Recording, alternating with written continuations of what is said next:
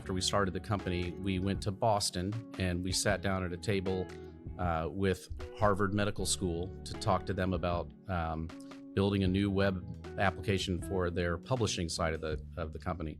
Everything went great. We left there, and I remember saying to my partner at the time, they're just people. They're just people like us, man. They're trying to solve a problem. They're trying to find the best solution to what they need to do. And in this particular case, we are the solution to that problem. And from that point forward, I was really never afraid to go in and talk to somebody. I was really never intimidated by IBM or whoever might be on the other side of the table, because I knew the level and the quality of the work that we were doing. And so I just knew that we could do it. But yeah, you're going up against IBM. It does feel a little bit intimidating. And it's great to win. It's always great to win, but it's very, very rewarding to walk out of something like that and think, man, I think, we can do this, right? Well, Jim, seriously, man, thank you so much for joining us here today. Let's get this whole thing going. So welcome to the All Innovation Podcast, right? So we look at innovation in multiple ways, man, and we're so glad to have you here. Today's going to be an awesome conversation because we're going to talk about your journey, your perspectives to innovation, and I want to kind of read a little bit about your background here for everybody. So Jim, right, is the founder of Rare Bird, and we're going to be talking about the intersection of marketing, AI, curiosity, and innovation in media. Now, Jim had an experience in digital marketing from the mid-90s to see all the evolution of everything that's happened so far, man. And so one of the things that I know that Dante shares about marketers is marketers ruin everything. And I'm hoping that that's not what the future is going to look like with all this automation and AI. But Jim, man, welcome to the show, bro. We're happy to have you here. Thrilled to be here. I when you hear that I've been doing this since the mid-1990s, it just makes me feel really old. So thanks for starting off on that foot. I appreciate it. There you go. Dante, let's get it off, man. Let's get started. Jim, a lot of companies don't make it in the game of marketing and advertising for very long. One of the things I'd love to just get your perspective on is like, how do you fortify the mindset of a leader in an evolving space? Marketing and advertising evolves so fast. We have to be early adopters to basically everything.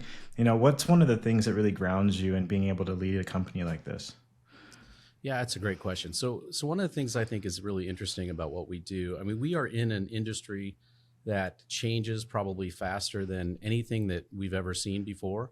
And I think that you have to cultivate this mindset where you're not just sort of resilient to change or, capable of dealing with change. You almost have to turn it on its head and be really sort of embracing the change and excited about change, because in order to be effective and to continue to be relevant, you have to have this learner's mindset, and you have to always be looking at that next thing coming and really be interested in knowing more about it, knowing how it works, and then finding a way to put that to work for you. So, change is one of those things that a lot of people hate. And if you're one of those people, then, don't get into this business, because there is just no way around it.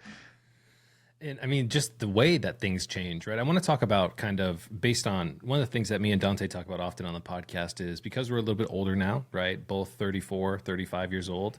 We are in the pattern of our lives where we can recognize patterns, right? And when we saw the evolution and the explosion of AI, we started talking. This feels a lot like the evolution of the internet in the early 2000s.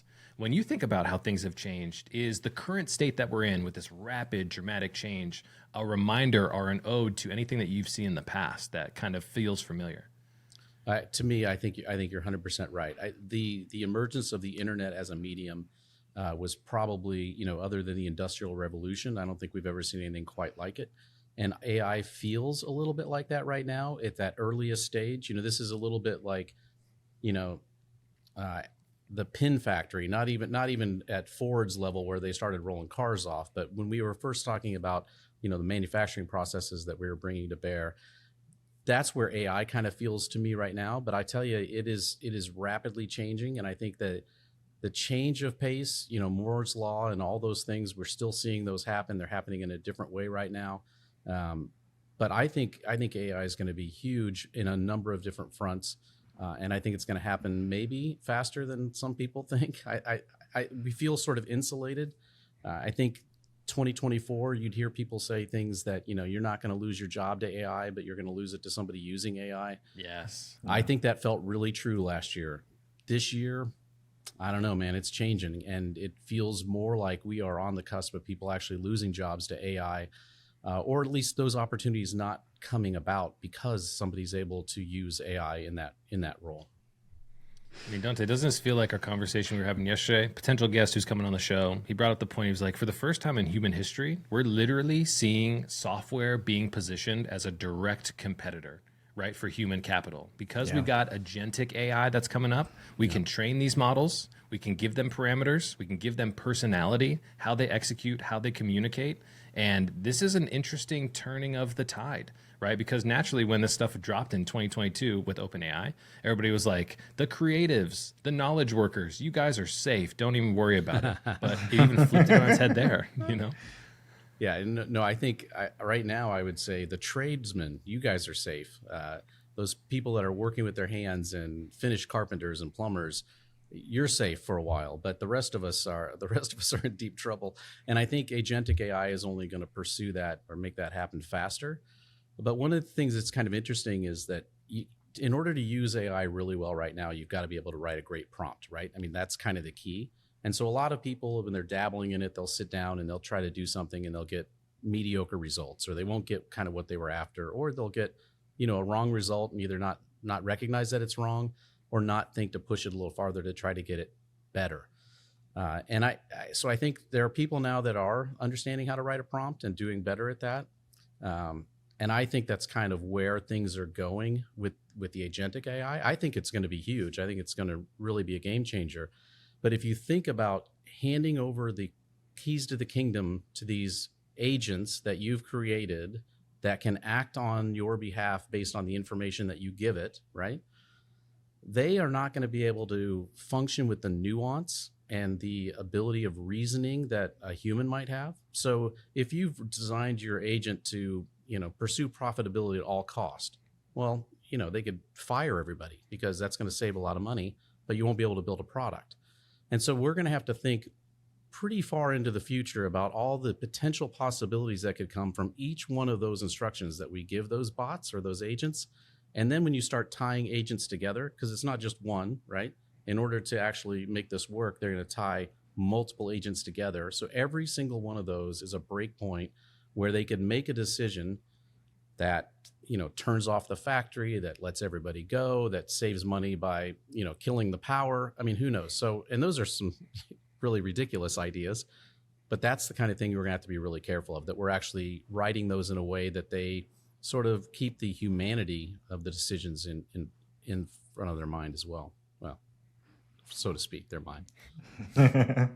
Jim, there's so many different use cases for AI. You talked a little bit about agentic AI, but I would really love to ground maybe some of the listeners' understanding in AI with some of the use cases that you use day to day. So what are some of the things that you do personally, and then maybe at Rarebird, when you use AI day to day?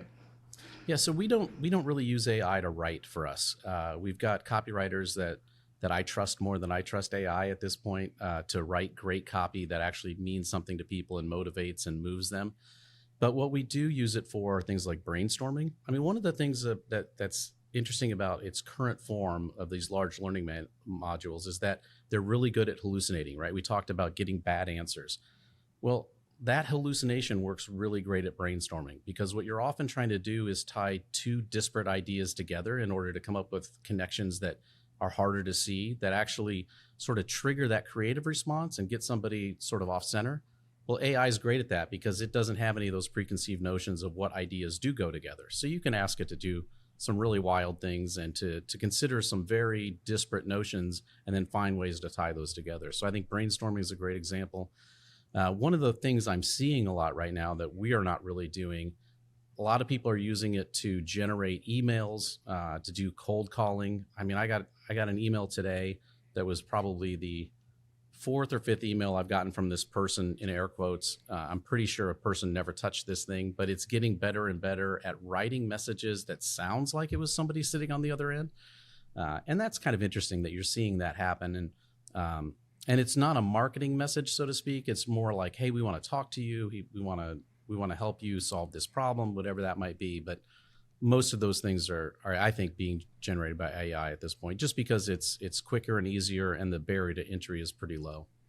I mean, dude, we've seen me and Dante laugh about this sometimes. The the terminology of like hyper personalization through AI, right? And you receive some of these emails that make no sense. Great example. I received an email today from somebody named Patrick from at network-201322122.com. And it said, "Hey, Keenan, as someone who co-founded Francis, my company, alongside Henderson, we'd be interested in having you on our show for talking." And I was like, alongside Henderson, that's literally the city in which my company was actually founded. So like the contextual nature of that hyper personalization is a complete miss. And so I hope that people aren't leaning into that. Right. I get stuff all the time. It's like, hey, we see that you are selling rare birds and we think we can help you break into new markets. And it's like somebody, please, for God's sake, just do the bare amount of checking on these things, right? Yeah, it happens all the time. Oh man, here I want to ask a little bit of a different question here, which is, would you consider yourself, Jim, an optimist? Oh, absolutely. Yeah. Okay. So I was listening to a podcast. Former head of Google X was talking about one of the biggest responsibilities that optimists have in society today is to be the best version of themselves so we can impact not only our families, but our communities as well. He said that might sound a little weird when we're talking about AI, but you have to remember that these models are going to be literally looking at humanity, the messages that come from us, and they will be trained in the same sentiment as what they see. And to very transparently, I think we need more optimists to be playing a key role in the training of these models, how they ethically approach creating copy and everything else, because I don't want the news and everything else that I see in the tabloids to be AI's mindset and subconscious, if that makes sense. I love that idea. I'm going to be a little pessimistic, even though I'm an optimist to a fault. We're training these people on what may be the most pessimistic tool that's ever been created.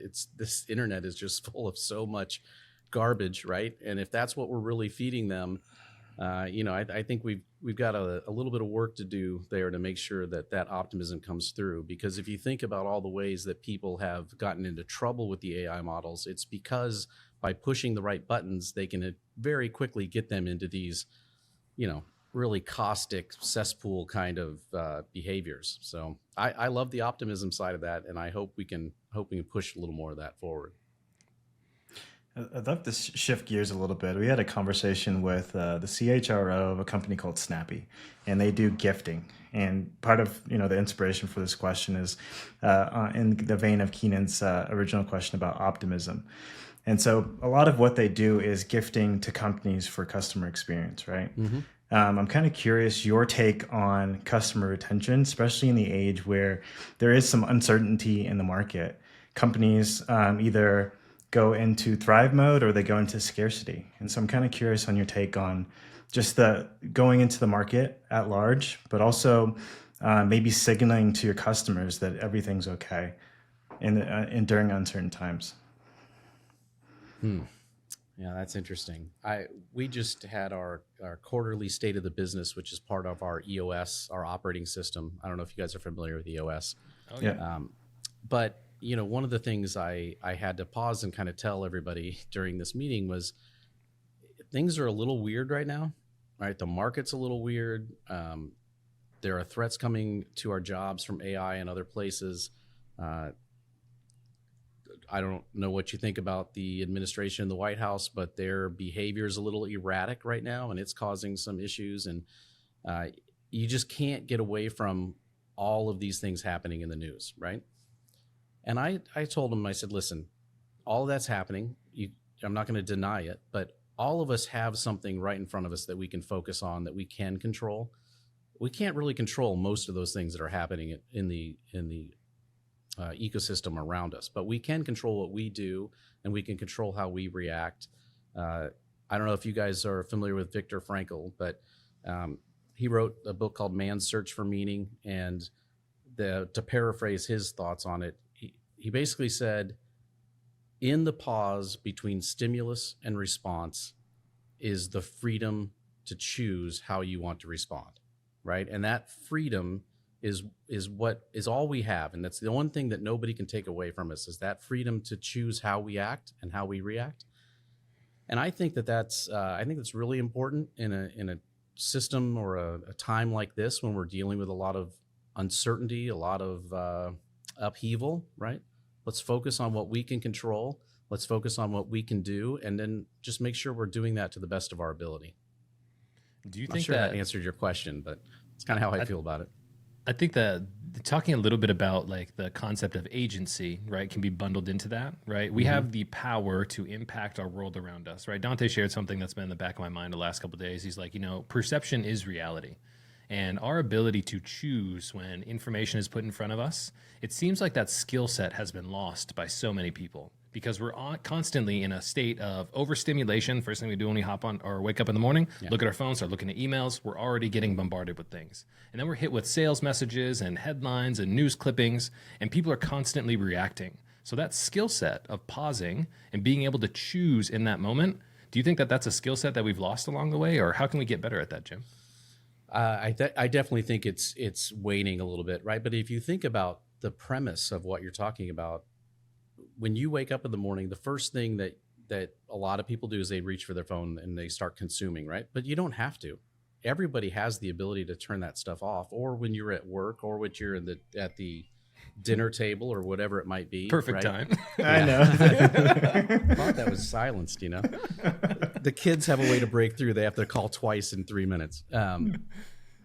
Yeah, but we can turn all those things off, and we don't have to be beholden to them. And I think some people have just given up on turning off notifications. They feel like they have to be always on or always available. Not true, right?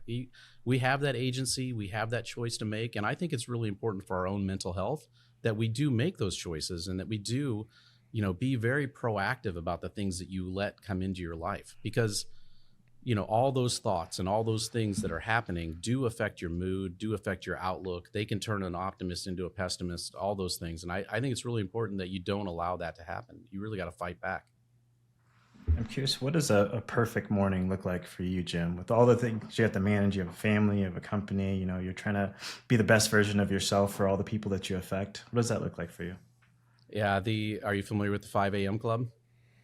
No. Okay, so the 5 a.m. Club is written by a guy, Robin Sharma, maybe. But his idea is, listen, you should get up at 5 o'clock in the morning before the world is up, and you should spend that first hour broken into 3 20-minute segments, 20 minutes of exercise, 20 minutes of learning, and 20 minutes of meditation. And from that point forward, you have set the path for your day. You've sort of set the stage, and everything else that can come after that is fine.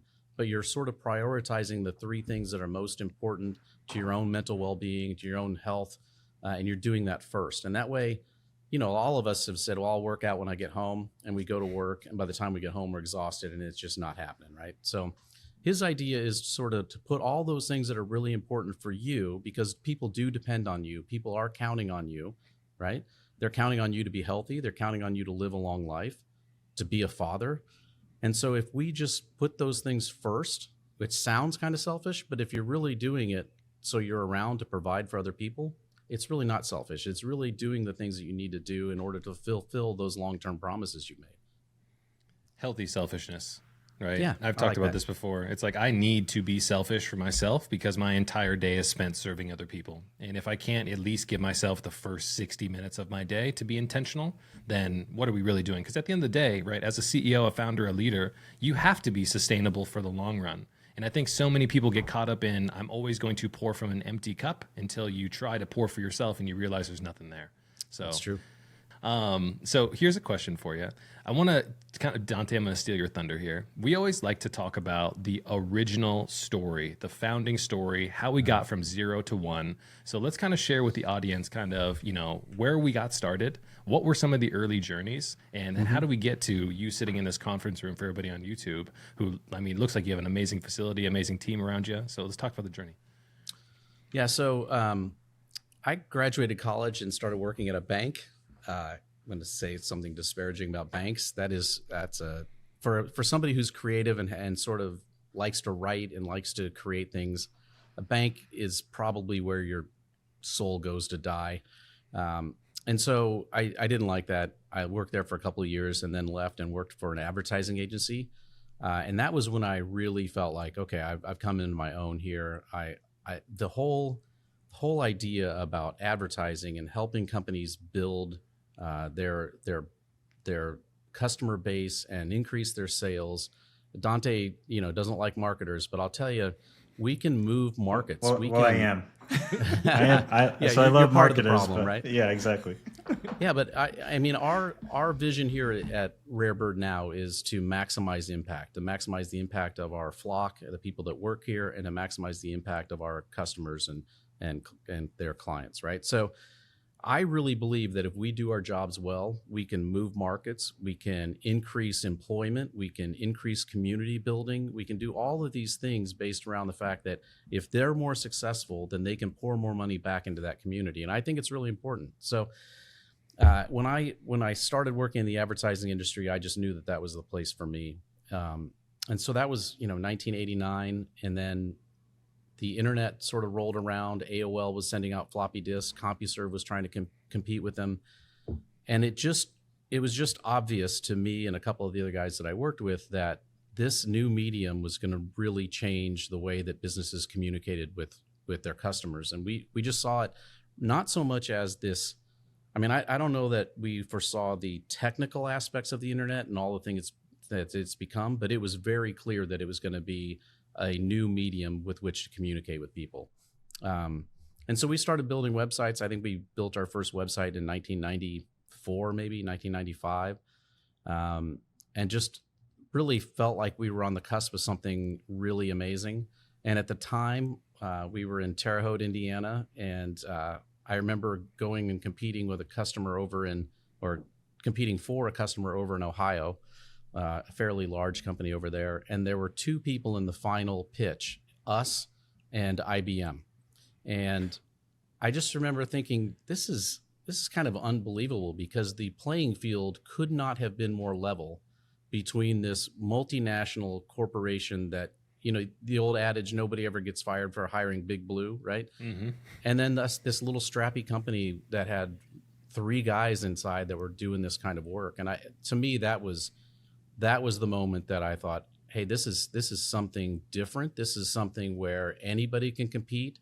And it's really, you're competing more on your own ability and your capabilities. And they're not hiring somebody else just because of the name on the door. And so we really saw that as the sort of the symbol to go all in. And we kind of left the advertising agency behind and opened Rare Bird. And, what is that conversation like, Jim? So like we're standing shoulder to shoulder with IBM, right? You and a couple of the homies are in the meeting. Do you guys leave there, go to Applebee's and have a conversation of like, can you guys fucking believe what we just did? Like we just went toe to toe with the international business machine. You know what I mean? And like those type of encouraging conversations of your positioning had to give you guys wind in the sails. Yeah. So one of the other stories is pretty early on after we started the company, we went to Boston and we sat down at a table with Harvard Medical School to talk to them about building a new web application for their publishing side of the company. And everything went great. We left there, and I remember saying to my partner at the time, they're just people. They're just people like us, man. They're trying to solve a problem. They're trying to find the best solution to what they need to do. And in this particular case, we are the solution to that problem. And from that point forward, I was really never afraid to go in and talk to somebody. I was really never intimidated by IBM or whoever might be on the other side of the table, because I knew the level and the quality of the work that we were doing. And so I just knew that we could do it. But yeah, you're going up against IBM. It does feel a little bit intimidating. And it's great to win. It's always great to win. But it's very, very rewarding to walk out of something like that and think, man, I think, we can do this, right? And I think believing in yourself and investing in yourself is, Warren Buffett said, the best investment he ever made was in himself. And I think that that's true. You gotta pour that back in. You got to keep learning. You got to keep, fortifying those skills and getting better all the time. Do you have like one of those, you talked about IBM, but like even earlier, do you have one of those like original shot in the arms where you fell in love with marketing and advertising? I remember for me, it was 2007. I was like 17 years old. And I really wanted to get into internet marketing because I saw a commercial the day before and I was like, you can make money online. And I was like, I've never heard this concept before. And so I started doing research and I found an auction flipping website called flippa.com. and I wanted to buy this like micro website for $300, but I was 17 years old and I was broke. So I borrowed $300 from my sister.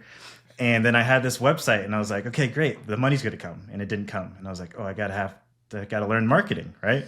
And so I started posting ads on Craigslist to drive, it just sounds crazy, but drive traffic to my little website that I bought for $300. And over the course, and I was selling insurance leads for insurance companies. So I had this back end, and basically people put in their zip code, and then if they found a policy, then I would get commission. And so I ended up making $1,000 my first month. And I was like, holy shit, this thing is real. And the check came in the mail, and I cashed it, into my bank account, 17 years old. And I was like, I fell in love with internet marketing at that point. I was wondering, do you have any stories like that where you're like, man, I really love advertising?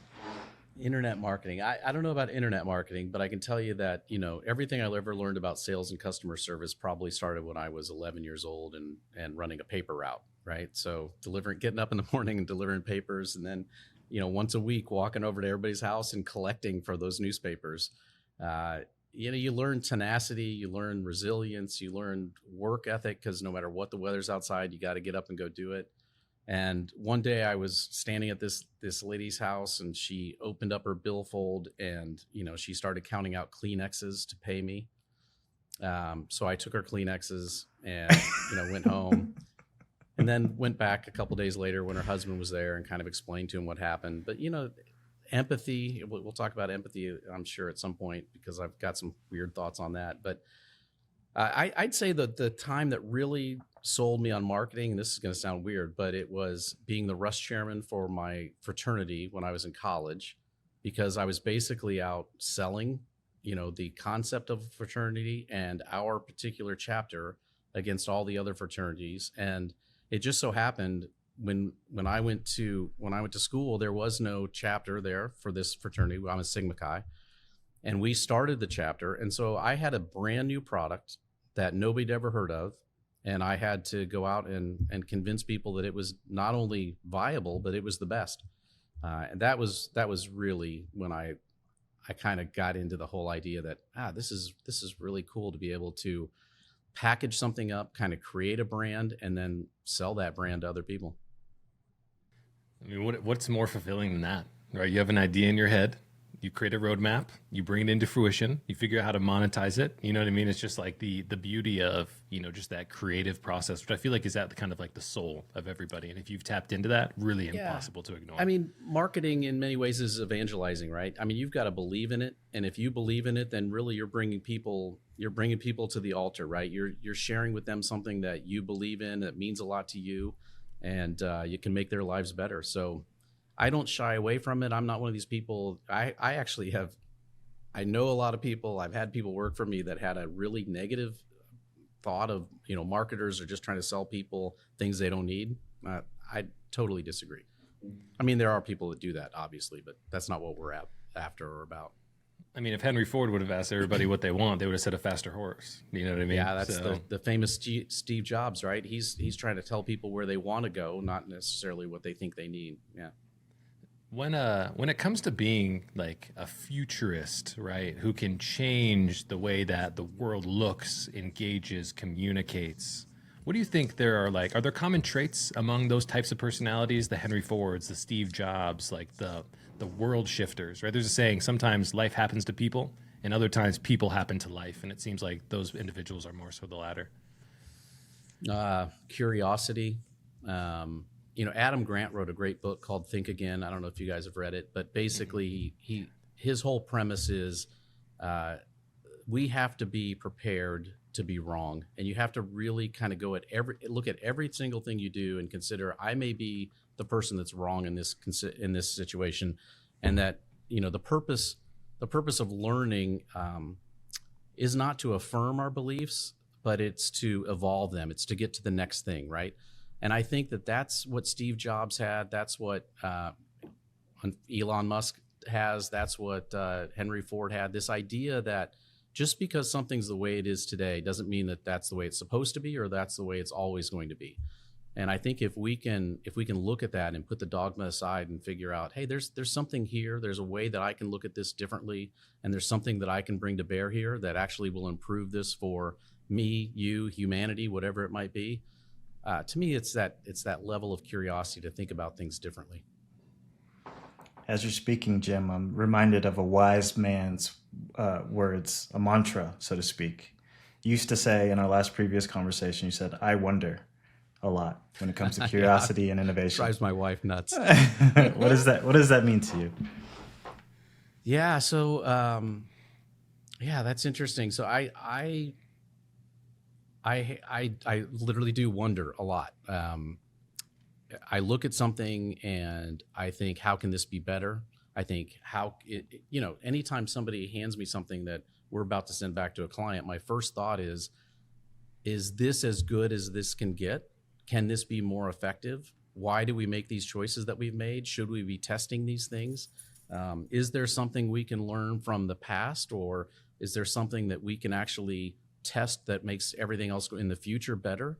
But that, I wonder, is not necessarily sort of a stargazing idea. It's really more, okay, I see where you are here, but I wonder, could we push it a little further? Or I wonder why that person thinks that way. Or I wonder what somebody's going to think when they consume this, right? Are we going to have the intended impact on them?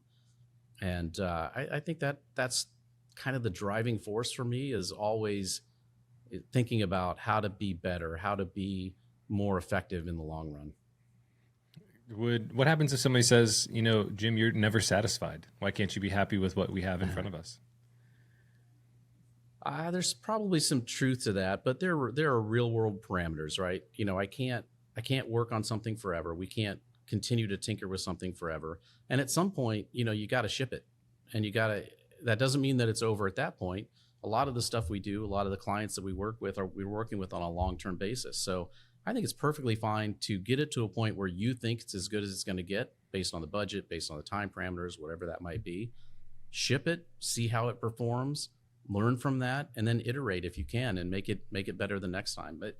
But we work with companies in a lot of different sectors, a lot of different verticals, and we learn from each one of those and apply what we learn into the others. So you may be working in a steel mill industries. That may be one of the things we're doing, or Harvard Health, or Longaberger Baskets, or whatever it might be. But everything that you learn in each one of those applies to the others, because the people that are buying from you, the people that you're talking to, are people, right? And I think a lot of people look at business to business communications and business to consumer as two separate things. It's still people on the other end, right? P2P, and people baby. make decisions based on emotion, and then they back it up with any facts that they can find that matches what they've already done. So you have all the same communication styles, all the same levers, and everything available to you, no matter who you're talking to. How important are relationships over your career, right? Because there's a lot of camps, right? And I feel like a lot of younger entrepreneurs, of course, think about, if I just develop the best product, everything else is going to take care of itself. And an older generation, my father, as an example, successful entrepreneur in healthcare and has worked in many different industries, but he always talks about relationships are the most important thing that we have today. What do you kind of think about relationships being a part of your success? Your dad's right. Maybe because he and I are the same age. I don't know. But I mean, look I have this office, right? We come to work here for a reason.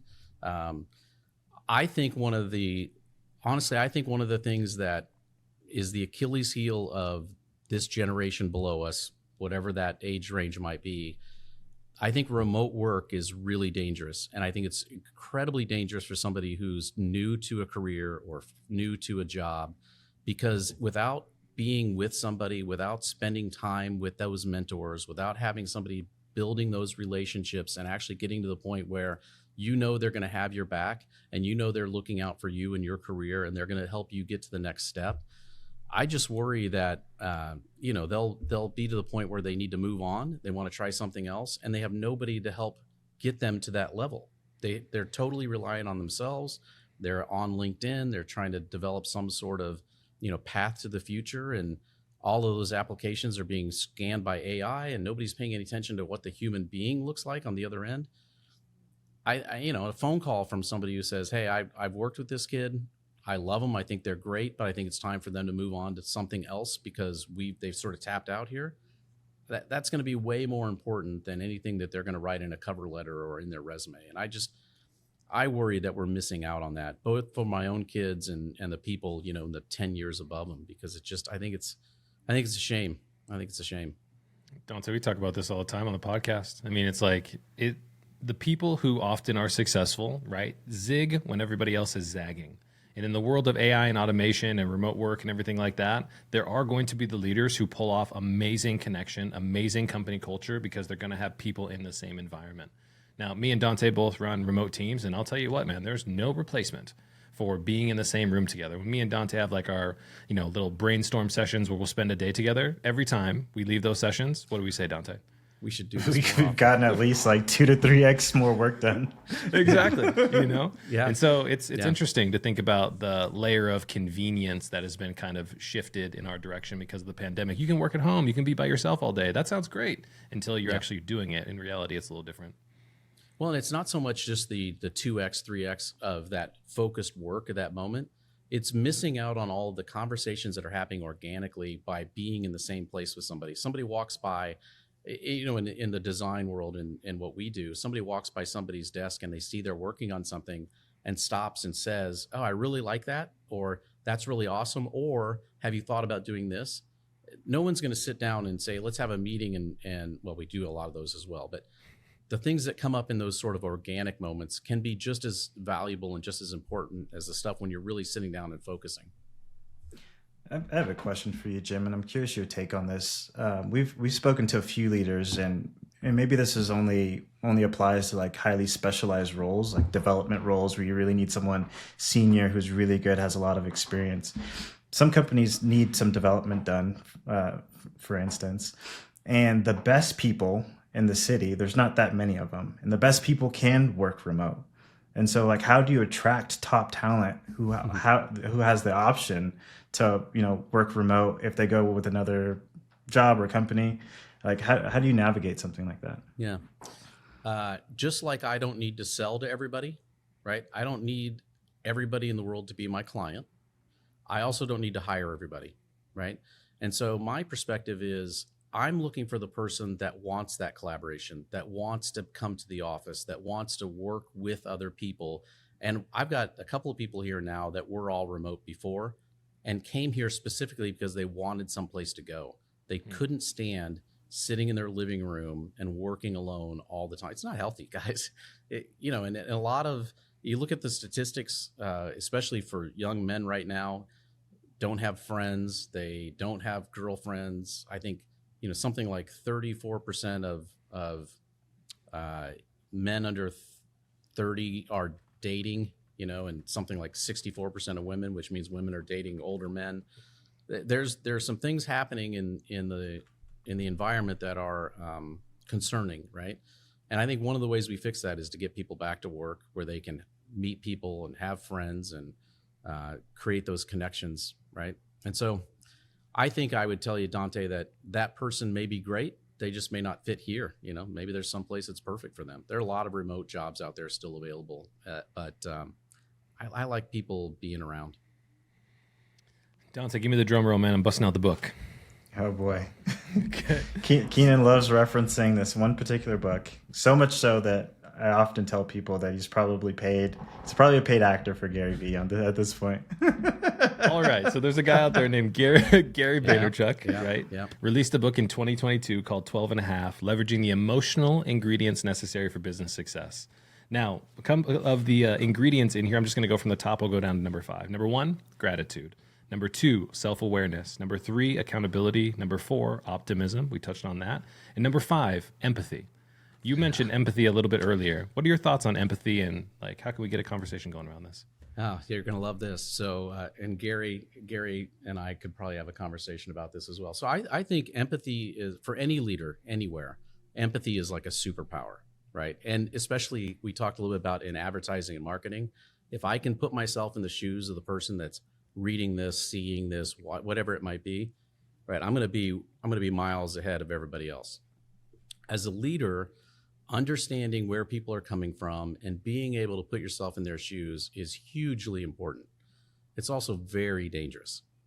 And what I mean by that is it can cloud your judgment, right? If you focus too much on the humanity of the situation, like guys, listen, if we were completely 100% empathetic, we'd probably never let anybody go. And we'd probably keep people around a lot longer than they should. And when somebody's in your organization and they're not a good fit, the best thing for them and for the organization is to help them find some place where they are a better fit. And empathy, can get in the way of that. It can slow that process down and make it a little more painful than it has to be in the long run. So empathy is great. I really think you cannot be a leader without really leaning into empathy and really understanding what your role is and understanding who those people are and how you help them live their best life. But there comes a point in time where the right empathetic thing to do is to help them, exit and do something else that's a better fit for them. How do we get to that decision, right? Because naturally people are going to be like, okay, let me give you another chance. Let me give you another chance. Let me give you another chance. But there's a diminishing return, right, on that effort. And so how do you kind of hone that skill as a leader? It's hard, honestly. It's the most difficult thing you're ever going to do. And even, especially if you're doing it with humanity. I mean, there are a lot of assholes out there that hire and fire and never think twice about what they're doing. But and there are a lot of employees that need to be fired because they have all kinds of issues and they're caustic and those are the ones you let them go. They walk out the door and everybody breathes a sigh of relief. But there's a whole nother set where for whatever reason it just didn't work out. And those are the ones that are really heart-wrenching. Those are the ones that really require you to be on your A game to help them understand that what you're doing for them is actually the best thing for them. And it doesn't feel like it in the moment, never does. It makes you second guess all the decisions that you made up to that point. How could I have done this differently? What did I miss? Why didn't we get there sooner? Whatever it might be. But I think you just have to consider the humanity all the time. And if you get, I mean, I have people in my circle that, they're just hardcore. Oh, they don't fit. You got to get rid of them. It's not that easy. You're talking about people. You're talking about their livelihoods. Some of them have people counting on them, right? And anybody who's ever lost a job knows that is one of the worst things that can happen to you. And even though it may be the best thing and the right thing at the time, you have to do it with a lot of love and humanity. Jim, I'm curious your take on this. As a marketer and advertiser, as I hear you speak, you speak with such poise and you're so calm, and more people need to hear messages like this in all aspects of business. I'm curious your take as a leader on the idea of founder-led marketing or someone within an organization kind of leading these conversations to get better reach through audiences who really need to hear this story. Yeah, I think you got to be careful. I think that's a great idea. I think the leader sets the vision. I think the leader does most of the communicating. And, we think everybody knows what we think, and we think we've said it enough that everybody should be able to repeat it. There is no enough. There's no level that you could say it, that everybody has got it. And so it's a constant battle to make sure that you are sort of projecting your vision, projecting your mission enough that, again, it's one thing that people can see you doing it and they get it, and they can sort of internalize it, but to be able to say it and to be able to say, oh, this is what we're doing, this is why we're doing it. There are all kinds of statistics. You have to say it 7 times before anybody hears it. I don't know what the answer is, but I know it's a lot, and I know it's more than you think it is, and you got to just stay on it. The other side of that coin, though, is the founder's trap, and that's where you feel like you're the only person who can do it. Or maybe you are the only person who can do a couple of different things, and then you're stuck, right? And you never get to elevate to where you're working on the business instead of in the business. And that's the hardest transition to make, I think, for any leader, for any founder who really wants their company to get to that next level and really wants to have the freedom to be looking at an organization that's running without them. That's the goal, right? We all want to get to the point where I show up for work, I don't have much to do because it's such a well-oiled machine and everybody knows what they're doing and they are just hitting on all cylinders, right? But until you can extract yourself from that, you kind of feel trapped in it. And so I guess to answer your question, I would say I think it's really important. And I think it's really important that you do it enough so you can get to that point where everyone else picks it up and they're doing it for you So then you can really focus on the things that you should be looking at and spending more time on. There's an awesome book that I read within the last 6 months. It's called Buy Your Time Back by a big software as a service guy named Dan Martell. He talks about Pareto's principle of 80-20, right? Most people know 20% of the work that you do produces 80% of the outcome. But when he talks about the 80-20 principle in his book, he says, if you can find somebody, Mr. Founder, that can execute on this task at 80% of how good you think you can do this task, you free up an additional 20% of your capacity. And that 20 plus 80% is 100% fucking awesome. And so do you think it's a lack of trust that we have in people to execute, or is it tied to our identity that, like, I'm the founder, I'm the guy? You know what I mean? And relinquishing that is tough for people? There's certainly people that have control issues, right? There are a lot of people that pay lip service to, hey, I want to be able to step out. I want to hand this over to somebody else who really can't or aren't in the position where they're ready to do that. I think trust might play into some of it. But I think, one of the things that I am more than anything else is a generalist, right? And I'm an exceptional generalist, but I can't do anything exceptionally well. And I think that a lot of founders, a lot of people running their own thing are sort of in that mode where they can do a lot of things really well. And then the ingredients or the recipe is you hire people better than you who are specialists, right? And so you get the specialists who can code, and you get specialists who can design, and you get specialists who can write, and specialists who can do analytics and all these other things, right? So at the end of the day, you've got a lot of really great people doing really great work, but you don't have anybody that is that generalist that then can take your place because they don't have the breadth of knowledge about all the stuff that you're carrying around in your head for reasons that you can't even remember why it's in your head. And I think for me that, and maybe I'm projecting too much my own consideration on this, but for me, that's the issue. I trust everybody that works for me. I trust them to do their thing much better than I could do their thing, right? But I don't have anybody that I feel like, oh, that person can understand all of those things to a level that they can go out and speak intelligently with anybody, right? They can go talk to Harvard. They can go compete with IBM because they have this sort of, I know how we got here. I know all the pieces of this puzzle that fit together, and I can speak to all of them well enough that I can make it make sense. And I think that's part of the issue. And unfortunately, I'm not sure we're building enough generalists right now. It seems like everybody's wanting to be a specialist in whatever. Yeah, we see that a lot, right? And even in marketing, they're like, you have to niche down. You have to be the specialist at this specific task. But in order to, like you said, have the privy to know what good looks like, you also do have to be that generalist who's just dangerous enough. Yeah, that's. I think we've uncovered something that needs to be solved, but I don't know how to solve it right now. Episode 2 of the podcast, guys, coming in your direction. Yeah. I'm going to think on Jim, that, I'll tell you. So, brother, we have a tradition here on the podcast where our previous guest wants to ask you a blind question as we kind of put the wheels down here. Oh, boy. So your question is, what is something you believe to be true about creativity or entrepreneurship that most people would probably disagree with? Oh, wow. I think the myth of the creative genius is a myth. How's that?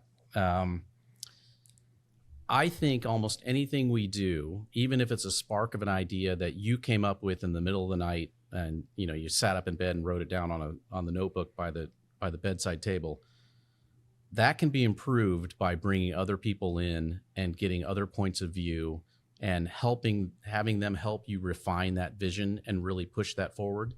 I don't think most ideas are fully baked and they're just like ready to go out of the gate. That's as good as it's going to get. Now, the challenge is you have to be humble enough, willing enough to say, this idea, this baby that I had is not as pretty as it could be. I need other people around me to help me refine this and make it something really great. And there are a lot of people who I think who just don't have that gene. They thought of the idea, they think it's great, and those are the ones that sort of, they might take off and then they just tank. I mean, if you look at all of the really big companies now, they all started as one thing. Like Facebook started as one thing and they're something else. Google started as one thing. They make all their money in something else, right?